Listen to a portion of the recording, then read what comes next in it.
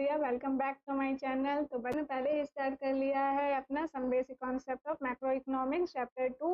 तो आज जो हम है इसका थर्ड पार्ट करने वाले हैं और इसमें हम चैप्टर को ख़त्म कर देंगे। हमने देख चुका है टाइप्स ऑफ गुड्स, देख चुके हैं फाइनल इंटरमीडिएट, फिर इन्वेस्टमेंट देख लिया है हमने नेक्स्ट वीडियो में। और आज जो हम स्टार्ट करने वाले हैं अपना फैक्टर ऑफ प्रोडक्शंस हैं, सर्कुलर फ्लो है, ये सब हम इसमें पढ़ने वाले हैं। तो चलिए बिना देर करते हुए हम स्टार्ट करते हैं। तो फोर्थ सेक्टर ऑफ इकोनॉमिक क्या है बच्चों? फर्स्ट हमारे पास रहती है हाउस होल्ड सेक्टर, सेकंड रहता है प्रोड्यूसर सेक्टर, थर्ड होता है गवर्नमेंट एंड फोर्थ होता है एक्सटर्नल। ठीक है, अब देखिए हाउस होल्ड सेक्टर क्या करता है? कंज्यूम करता है ना, सामान खरीदता है, ठीक है, पैसे लगाता है, ये सब क्या करता है हाउस होल्ड सेक्टर। अब जो प्रोड्यूसर सेक्टर उसको क्या क्या चाहिए? लैंड चाहिए, ठीक है, लेबर चाहिए, कैपिटल चाहिए एंड एंटरप्रेन्योर चाहिए। तो ये सब चारों चीजें कहाँ से आएंगी बच्चों? प्रोड्यूसर के पास, हाउस होल्ड सेक्टर से आएंगी। सही, क्या करेगा प्रोड्यूसर? लैंड परचेज करेगा या रेंट में लेगा, है ना। हाउस होल्ड सेक्टर से ही लोग कहाँ जाएंगे? काम करने जाएंगे। हम ही लोग वो रहते हैं जो काम करने जाते हैं ना, हम ही लोग हैं जो कैपिटल इन्वेस्ट करते हैं, इन्वेस्टर भी हम ही लोग, और हम ही लोग ही एंटरप्रेन्योर बनता है। जो ये सब चीजें प्रोड्यूसर को कहाँ से मिली? हाउस होल्ड से मिली। तो इसीलिए हम हाउस होल्ड को क्या कह देते हैं बच्चों? आप बोलते हैं owner of the factor of production, ठीक है ना, owner of the factor of production. ठीक, ये हम हाउस होल्ड को बोलते हैं। तो देख लीजिए, it includes consumers to goods and service, household also called owner of the factor of production. ठीक है, प्रोड्यूसर सेक्टर, तो प्रोड्यूसर सेक्टर में इंक्लूड होता है प्रोड्यूसिंग यूनिट्स ऑफ इकोनॉमी, है ना, production of goods and service, the firm sector of production. Government, तो government क्या होती है बच्चों? तो ये वेलफेयर एजेंसीज चलाती है ना, कुछ प्रोड्यूसर भी होती है गवर्नमेंट सेक्टर्स, ठीक है, प्रोडक्शन भी करती हैं। और लास्ट है हमारा क्या? External sector. अब ये एक्सटर्नल सेक्टर क्या है? इसको हम कह देते हैं rest of the world. Rest of the world मतलब ये सब कुछ हो गया। अब एक्सटर्नल में हम क्या कर सकते हैं? इंपोर्ट एक्सपोर्ट करते हैं। अब ये सब जो सेक्टर है बच्चों वो एक दूसरे पे डिपेंडेंट है ना। हाउस होल्ड डिपेंडेंट है प्रोड्यूसर सेक्टर पे, प्रोड्यूसर, क्योंकि जब प्रोडक्शन होगा तभी तो हम परचेज करेंगे। और प्रोड्यूसर सेक्टर डिपेंडेंट है हाउस होल्ड पे, क्योंकि वहीं से उसको हर चीज मिलने वाली है। गवर्नमेंट सेक्टर डिपेंडेंट है इन दोनों सेक्टर्स पे। ठीक है, ये क्लियर हुआ?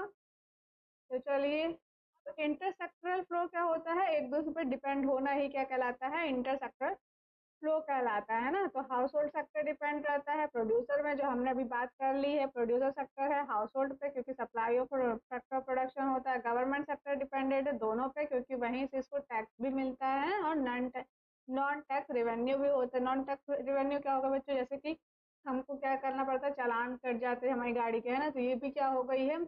गवर्नमेंट की इनकम हो जाती है। ठीक है, और producer and house hold depend है गवर्नमेंट पे, क्योंकि क्या करता है गवर्नमेंट एडमिनिस्ट्रेटिव सर्विस निकालता है, लॉज निकालता है, ऑर्डर एंड डिफेंस दिखाता है। ठीक है, तो हर एक सेक्टर एक दूसरे पे डिपेंड होने क्या कहलाता है? इंटर सेक्टर फ्लो कहलाता है। ये भी टू टाइप है ना, एक होता है रियल फ्लो और दूसरा होता है मनी फ्लो। तो रियल फ्लो का क्या होता है बच्चों? जहाँ पे गुड्स एंड सर्विस फ्लो होती है ना, गुड्स एंड सर्विसेज फ्लो होती हैं, तो वो हो गया रियल फ्लो। जहाँ पे मनी फ्लो होता है वो हो गया मनी फ्लो। तो हम एक एग्जांपल लेते हैं, देखिए, एक साइड है हाउस होल्ड सेक्टर, एक साइड है प्रोड्यूसर सेक्टर। ये इमेज थोड़ा सा डिफरेंट हो गई है। अब बच्चों हम यहाँ यही मान के बस चलेंगे, ये हम एजम्पशन लगा के चलेंगे कि हमारी जो इकोनॉमिक है वो कैसी टू सेक्टर इकोनॉमिक है, एक हाउस होल्ड और दूसरा फर्म या प्रोड्यूसर सेक्टर। अब देखिए जो ये हाउस होल्ड है, ठीक है, अब ये क्या करेगी? प्रोड्यूसर सेक्टर से क्या लेगी? गुड्स लेगी, है ना, गुड्स लेगी, गुड्स एंड सर्विसेज लेगी। अब ये गुड्स एंड सर्विस आ रही है तो क्या हुआ? रियल फ्लो हुआ, है ना। अब वहीं पे जो प्रोड्यूसर है, जो प्रोड्यूसर सेक्टर है वो क्या करेगा? यहाँ से लैंड लेगा, है ना, लेबर लेगा,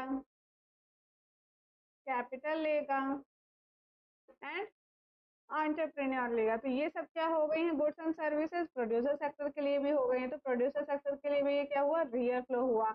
वहीं पे जो गुड्स एंड सर्विसेज हमने परचेज किए हैं वो हम पैसे दे के करेंगे, है ना, तो ये मनी का फ्लो हुआ। ठीक है, और ऐसे ही प्रोड्यूसर सेक्टर भी क्या करेगा, लैंड ले रहा है तो उसे रेंट देनी पड़ेगी। ठीक है, लेबर ले रहा है तो उसे सैलरी और वेजेस देने पड़ जाएंगे। कैपिटल लेगा तो इंटरेस्ट ऑन कैपिटल देना पड़ेगा, है ना, और एंटरप्रेन्योर होगा तो प्रॉफिट देना पड़ेगा। तो ये भी क्या हुआ, मनी फ्लो हुआ प्रोड्यूसर और हाउस होल्ड सेक्टर का। ये क्लियर हुआ।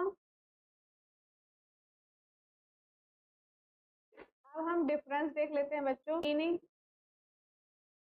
तो the flow of goods and services between two sectors of an economic, है ना, हाउस होल्ड और फर्म में जो ये दो सेक्टर हैं हमारे, इन दोनों में जो गुड्स एंड सर्विस का फ्लो होता है उसे ही हम क्या कहते हैं, रियल फ्लो। और मनी का जो फ्लो होता है उसे हम कहते हैं money flow. Kind of exchange, तो इसमें गुड्स एंड सर्विस एक्सचेंज होंगी, इसमें क्या होगा, मनी एक्सचेंज होगा। डिफिकल्टी इन एक्सचेंज, तो रियल फ्लो में बच्चों थोड़ा सा डिफिकल्टी आती है, इन्वॉल्व रहती है ना, बार्टर सिस्टम रहता है। लेकिन मनी फ्लो में कोई डिफिकल्टी नहीं आती है। अल्टरनेटिव नेम, तो रियल फ्लो का अल्टरनेटिव नेम है फिजिकल फ्लो और मनी फ्लो का है नॉमिनल फ्लो।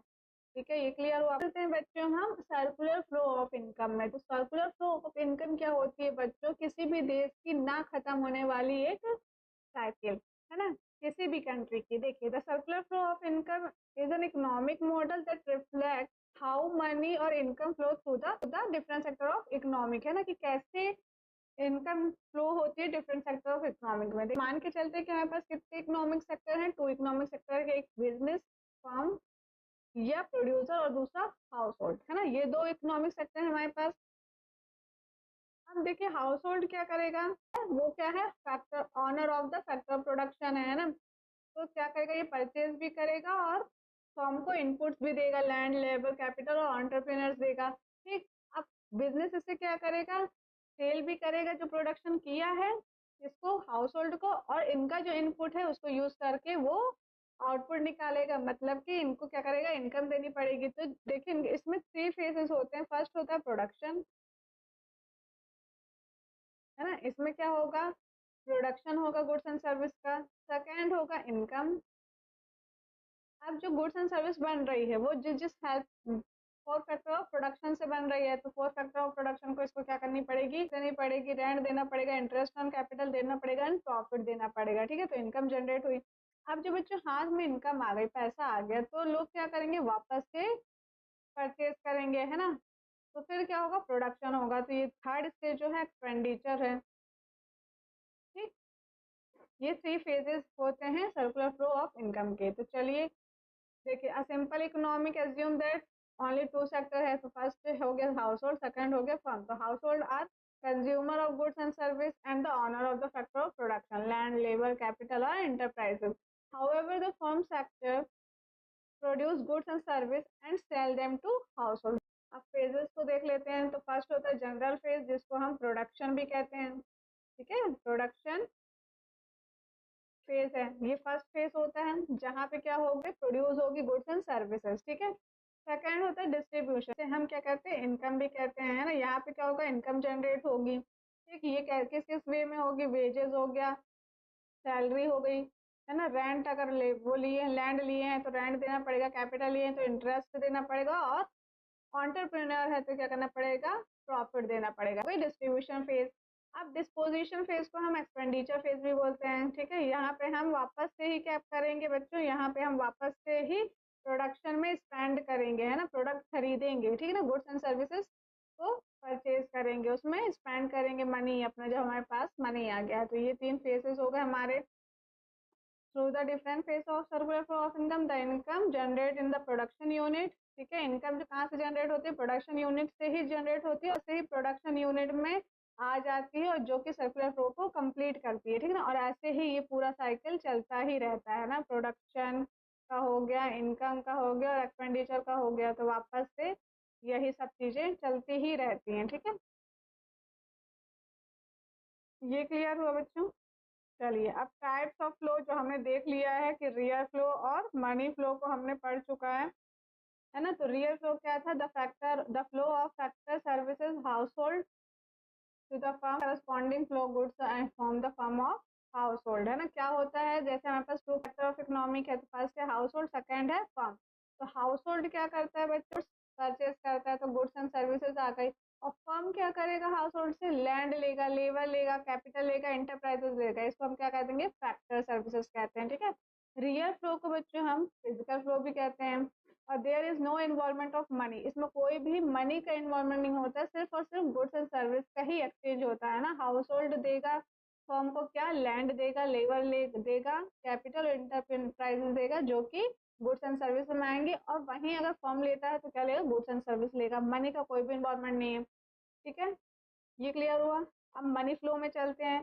तो मनी फ्लो में क्या है बच्चों, यहाँ पे मनी का, मनी यहाँ पे क्या होगा, मनी का फ्लो होगा, है ना। हाउस होल्ड क्या करेगा, फर्म से चार्ज करेगा रेंट, अगर लैंड दिया होगा तो वेजेस, अगर लेबर है वहाँ पे सैलरी मिलेगी, अगर एक कैपिटल इन्वेस्ट किया होगा तो इंटरेस्ट ऑन कैपिटल मिलेगा, और एंटरप्रेन्योर है तो प्रॉफिट मिलेगा। और फर्म क्या करेगा, जो गुड्स बेचेगा उसके बदले में पैसे चार्ज करेगा, जिसे हम कंजप्शन एक्सपेंडिचर कहते हैं, ठीक है। ये यहाँ पे भी क्या हुआ, मनी का ही फ्लो हुआ दोनों जगह, ठीक है। इसे हम नॉमिनल फ्लो भी कहते हैं। डिफरेंस भी हमने देख चुका है।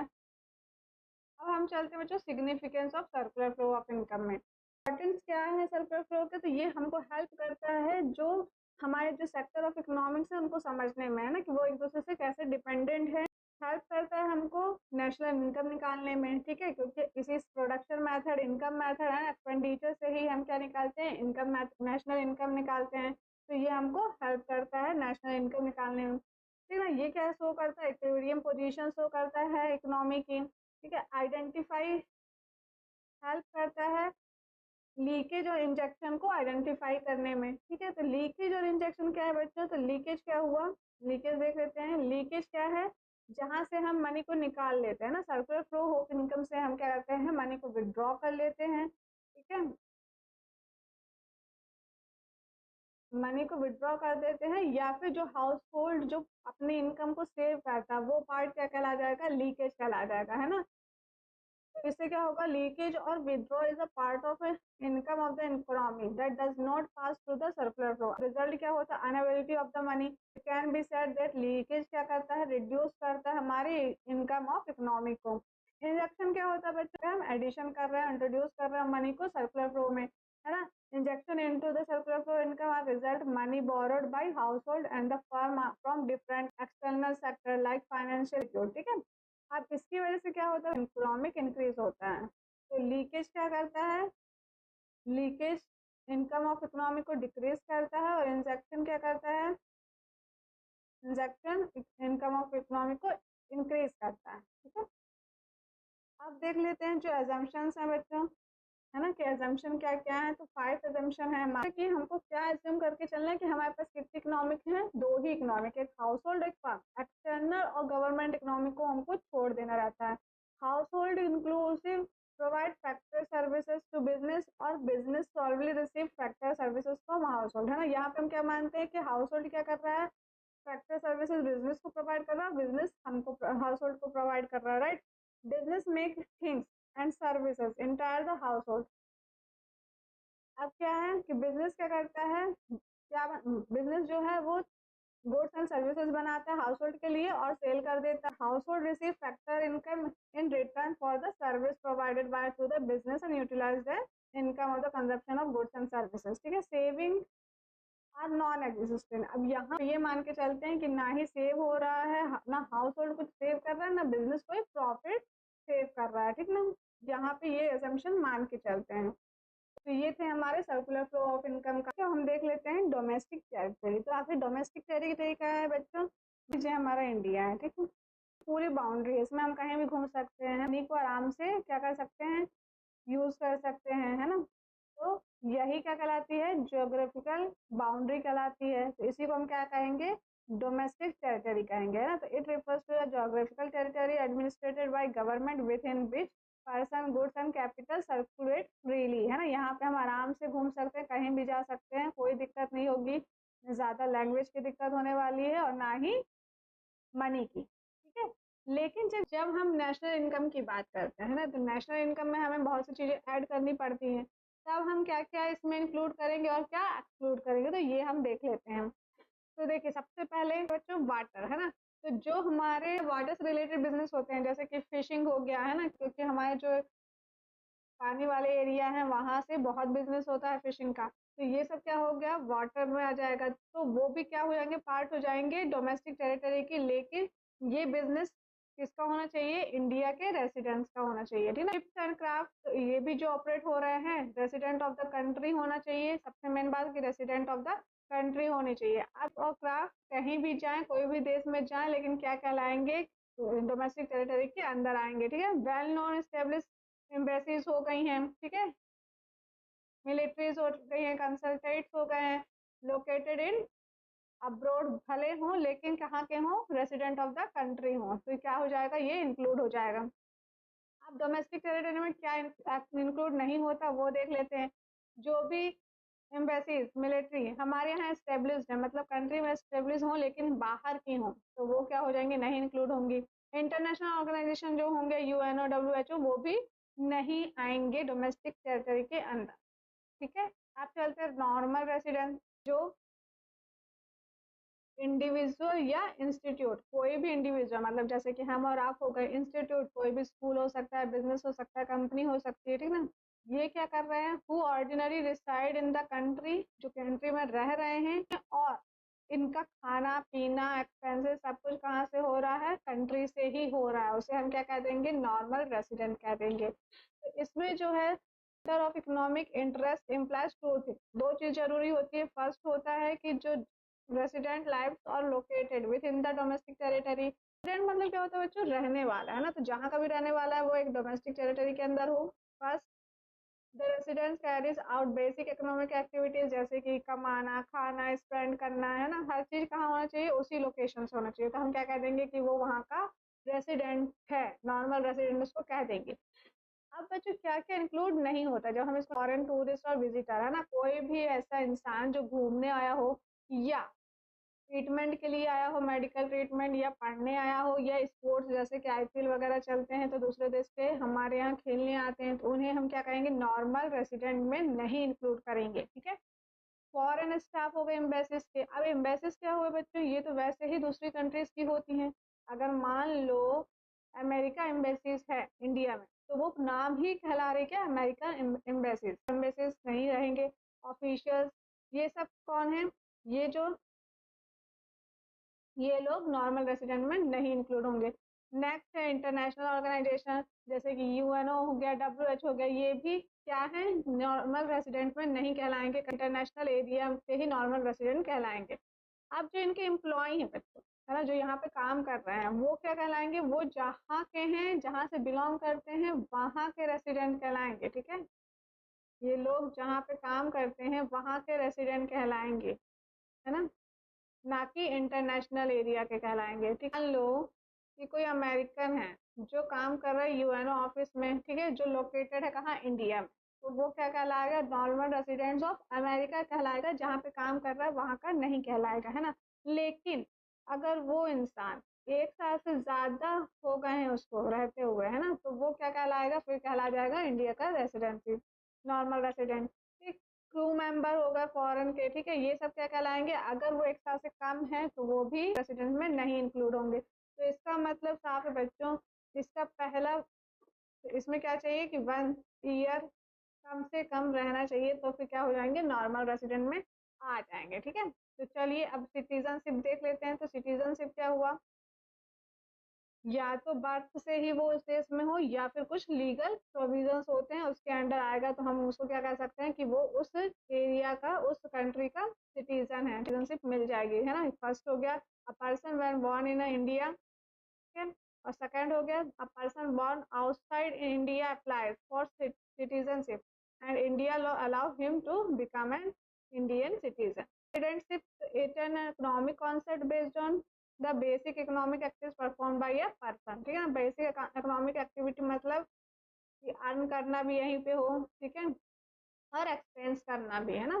खाना कमाना सब यहीं से चलता हो, तो क्या कहला जाएगा, इंडिया का रेसिडेंट कहला जाएगा। An individual is a normal resident of a country if the ordinarily reside in the country for a period more and his center of economic interest also lies in that country। ठीक है, अब मान लो Chinese है जो India में रह रहा है 1 साल से ज्यादा, तो वो क्या है, नॉर्मल रेसिडेंट है लेकिन सिटीजन। ठीक है, नॉर्मल रेसिडेंट हो जाएगा लेकिन वो क्या है, सिटीजन ऑफ इंडिया नहीं कहलाएगा है। ठीक है, कि कोई पर्सन एक कंट्री का सिटीजन है तो उसी टाइम पे वो दूसरी कंट्री का रेसिडेंस कहला सकता है। ठीक है,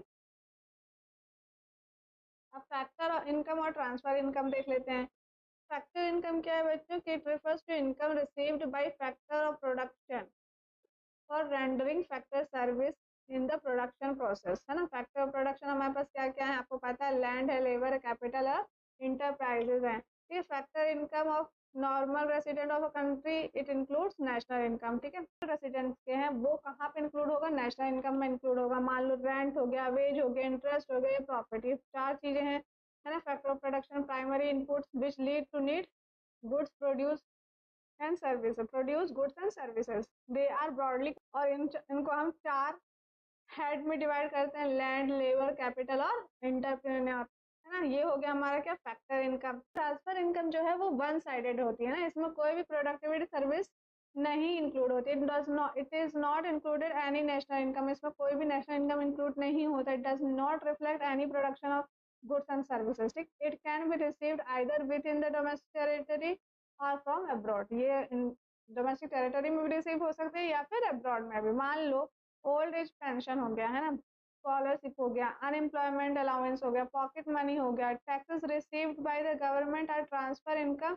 of the government as they are received without providing any productive service in return। ठीक है, रिटर्न में कोई भी प्रोडक्टिव सर्विसेज नहीं हुई है। सीडीज जो paid by government are transfer payment है, क्योंकि वो भी वन साइडेड ही है ना, सब्सिडीज गवर्नमेंट पेड करती है, तो ये हो गई क्या, ट्रांसफर इनकम। अब इनमें डिफरेंस देख लेते हैं कि फैक्टर इनकम क्या है। तो फैक्टर इनकम जो है बच्चों, फैक्टर इनकम ये क्या है, टू साइडेड है, टू साइडेड है। ये हमको पता है कि हाउस होल्ड है, ये हो गया फर्म। ठीक, अब अगर हाउस होल्ड से land, labour, capital and entrepreneur अगर फर्म ले रहा है तो इसके बदले वो क्या देगा, है ना, मनी देगा, मतलब कि रेंट देगा, वेजेस देगा, रेंट देगा, वेजेस देगा, इंटरेस्ट देगा एंड प्रॉफिट देगा। ठीक, वैसे ये हो गया क्या, टू साइडेड, यहाँ से ये लोग दे रहे हैं, हाउस होल्ड दे रहा है फर्म को, फर्म दे रहा है उसके बदले में मनी, राइट। अब लेकिन ट्रांसफर इनकम में क्या होगा बच्चों, ट्रांसफर इनकम जो होती है वो होती है सिर्फ वन साइडेड, है ना। जैसे गवर्नमेंट की सब्सिडीज हो गई, गवर्नमेंट सब्सिडीज देती है, पेंशन दे रही है, जब पेंशन दे रही है तब पेंशन जो ले रहा है वो उनको कोई भी सर्विस या गुड्स प्रोवाइड नहीं कर रहे हैं, है ना। तो ये सब क्या हो गई, वन साइडेड हो गई। चैरिटी हो रही है अगर कहीं की, ठीक, चैरिटी हो गया, तो ये सब क्या हो गया, वन साइडेड हो गया। ठीक, तो ये जो फैक्टर इनकम होती है बच्चों, इसको हम इंक्लूड करते हैं नेशनल इनकम में, नेशनल इनकम में, लेकिन ट्रांसफर इनकम नहीं करते हैं, not included in national income. ठीक, फैक्टर इनकम और ट्रांसफर इनकम में डिफरेंस। तो चलिए हम देख लेते हैं, नेट डायरेक्ट टैक्स क्या होता है, जो इनडायरेक्ट टैक्स होता है, जो सब्सिडी होती है, इन दोनों की जो डिफरेंस होता है उसी को हम क्या कहते हैं, net indirect tax. Indirect tax तो क्या होते हैं, it refers to those which are imposed by government on production and sales of goods and service, है ना। जैसे जीएसटी हो गया, ये हमारा क्या है, इनडायरेक्ट टैक्स है। एग्जांपल ले लेते हैं कि कोई एक सेट ऑफ स्पीकर का कॉस्ट है 500, है ना, उसमें जीएसटी लगा दे रही है कंपनी, कितना, 10%। ये हो गया कितना, 500 तो था ही, और इसका 10% निकलेगा तो 50, तो कितना हो गया हमारे पास, 550। अब ये जो है ये हमारे पास फाइनल प्राइस हुआ, लेकिन 50 हमारा क्या हो गया, जीएसटी हो गया, है ना। ये हो गया क्या, इनडायरेक्ट टैक्स। हमारा सब्सिडीज, तो सब्सिडीज क्या होती हैं, तो इकोनॉमिक असिस्टेंस होती है given by government to the firm and household, है ना। सब्सिडीज गवर्नमेंट देती है फर्म को या हाउस होल्ड को देती है ना। मोटिव ऑफ जनरल वेलफेयर, किस मोटिव से देती है, जनरल वेलफेयर को, जैसे एलपीजी में सब्सिडी मिल रही है ना, इसलिए करती है जनरल वेलफेयर के लिए। एलपीजी गैस में सब्सिडी देना स्टार्ट की थी ताकि घर घर पे एलपीजी सिलेंडर हो जाए, ठीक है। अब जैसे इसका मोटिव क्या है कि पंप को देती है तो क्या मोटिव से देती है, ताकि वो लोग अपनी फैक्ट्रीज लगाएं कहाँ, backward area. They are opposite to indirect tax, है ना, as they are reduce the market price of the commodity. यही स्पीकर को गवर्नमेंट 10 रुपए और कम करके बोल दे कि हमने सब्सिडीज दी, स्पीकर क्या हो जाएंगे, 550 का था तो 540 का पड़ेगा, ठीक है। तो ये हो गई सब्सिडीज। सब्सिडीज में आल्सो भी रिफर्ड एज इकोनॉमिक असिस्टेंस और फाइनेंशियल असिस्टेंस, ठीक है। ये हो गया हमारा क्या, नेट इनडायरेक्ट टैक्स।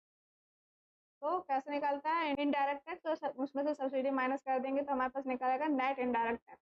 अब देखते हैं फैक्टर कॉस्ट क्या होता है और मार्केट कॉस्ट क्या होता है। तो बच्चों देखो, फैक्टर कॉस्ट जो है it is the amount paid to factor of production, है ना। फैक्टर ऑफ प्रोडक्शन में जो अमाउंट पेड किया गया है for their contribution in the production process, है ना। मान लो एग्जाम्पल हमने जो लिया था पीछे कि 500 का स्पीकर था, 50 और 10% जीएसटी लगा तो मतलब 550 हो गया। तो उसमें जो 500 था वो क्या हुआ बच्चों, फैक्टर कॉस्ट है, जो प्रोडक्शन प्रोसेस में कंट्रीब्यूट हुआ है वही अमाउंट को क्या कहेंगे, फैक्टर कॉस्ट कहेंगे। मार्केट प्राइस क्या हो जाएगा, तो it refers to the price which product is actually sold, है ना, किस प्राइस में सोल्ड किया गया है मार्केट में वो हो जाएगा। जैसे कि 540 या 550, जीएसटी के बाद 550 था और अगर सब्सिडी में किया गया तो 540 है, तो ये हमारा क्या हो गया, मार्केट प्राइस हो गया। It include the indirect tax and exclude the subsidy. अब प्राइस देख लो तो फैक्टर कॉस्ट जो होगा हमारा वो उसमें से प्लस कर देंगे क्या, इनडायरेक्ट टैक्स माइनस सब्सिडीज, तो एनआईटी होगा ये हमारा सीधे से, एनआईटी नेट इनडायरेक्ट टैक्स को प्लस कर देंगे और है ना, तो ये हो गया क्या हमारा मार्केट प्राइस। तो अब देखते हैं बच्चों, net factor income from abroad, NFIA, net factor income from abroad refers to the difference between factor income received from the rest of the world and factor income paid to the rest of the world, है ना। जो हमें receive हो रहा है वो और जो जो हमने पे किया है उन दोनों का डिफरेंस क्या हो जाएगा, इनकम फ्रॉम अब्रॉड, ठीक है। तो net factor income from abroad कैसे निकलेगा, factor income earned from abroad और पेड टू अब्रॉड। अब फैक्टर इनकम फ्रॉम अब्रॉड जो है, income earned by the normal resident of the country from the rest of the world in the form of wages, salary, rent, interest, dividend, return earning, ठीक है। Dividend earn करेगा तो कैसे, जैसे कि अगर वो वहाँ दूसरे देशों में जाके कमा रहा है वो हो गया, है ना, सैलरी हो गई उससे। रेंट, अगर कुछ चीजें उसने अपनी में लगाई है तो रेंट जो आ रहा होगा वो हो गया। कैपिटल लगाया तो इंटरेस्ट हो गया, ठीक है। डिविडेंड हो गए, ये सब से जो आ रहा है वो सब इंक्लूड होगा, ठीक है, अर्न्ड वाले में। और पेड वाले में हो जाए नॉर्मल रेसिडेंट जो है अदर कंट्री के, है ना, उनको हम पे कर रहे हैं, वो हम उनको क्या कहेंगे, नॉन रेसिडेंट कह देंगे। जो दूसरे कंट्री के आकर के हमारे यहाँ कर रहे हैं उनको हम क्या कहेंगे, नॉन रेसिडेंट कहेंगे या normal resident of other country. उसको हम पेमेंट कर रहे हैं, वो सब कहाँ आ जाएगी, वो सब माइनस हो जाएगा, ठीक है। NFIA is a significant to differentiate between domestic income and national income। ये क्या है, डिफ्रेंशिएट है नेशनल इनकम और डोमेस्टिक इनकम में। देयर आर थ्री कंपोनेंट्स, तो थ्री कंपोनेंट है, net composition of employees income from property and entrepreneurship, retail earning of resident company abroad, ठीक है। ये हो गया थ्री कंपोनेंट हो गए इसके। आप देखते हैं बच्चों, तो नेट में कंपोजिशन ऑफ एम्प्लॉयज क्या होता है, तो जो इनकम हमको रिसीव्ड हो रही है ना काम करने से, रेसिडेंट वर्क जो है हम, तो हम अब्रॉड में अगर काम कर रहे हैं लेस देन 1 ईयर, उससे जो पैसा रिसीव्ड हो रहा है उसको माइनस कर देंगे किससे, पेमेंट जो हम दे रहे हैं नॉन रेसिडेंशियल को, ठीक है। तो वो हो गया net compensation of employ. Net income कैसे हो जाएगा, net income from property and entrepreneurship, तो डिफरेंस बिटवीन रिसीव्ड जो हो रहा है हमको, रेंट, डिविडेंड, इंटरेस्ट, है ना, और वहीं पे जो हम पेमेंट कर रहे हैं, ठीक है, नॉन रेसिडेंट्स को। तो ये हो गया हमारा non income from property and entrepreneur. Net retail earning, तो रिटेल अर्निंग क्या हो गया बच्चों की, जो profit which kept in aside to reserve in the future after payment of corporate tax and dividend. Net retail earning is the difference between retail earning of the resident companies which is located to abroad, ठीक है, जो abroad में located है resident country, उनका earning, और उसमें से minus कर देंगे जो हमारे यहाँ लोकेटेड है, ठीक है। तो net factor income from abroad निकल आएगा, नेट कंपनसेशन ऑफ एम्प्लॉय उसमें से प्लस कर देंगे प्रॉपर्टी एंड एंटरप्रेन्योरशिप को और नेट रिटर्निंग अर्निंग को। आई होप बच्चों आपको ये समझ में आ गया होगा। आज डोमेस्टिक टेरिटरी हमने पढ़ा है, रेसिडेंट और नॉन रेसिडेंट का कॉन्सेप्ट क्लियर किया, सिटीजनशिप हो गया है, सर्कुलर फ्लो हो गया, ये सब हमने क्लियर कर लिया है। तो नेक्स्ट जब हमारा थर्ड चैप्टर स्टार्ट होगा, हमारा सेकेंड चैप्टर यहाँ पे खत्म हो गया है। अब हम थर्ड चैप्टर अपने नेक्स्ट वीडियो में स्टार्ट करने वाले हैं। अगर आपको ये वीडियो पसंद आई तो please like, subscribe and share करिएगा।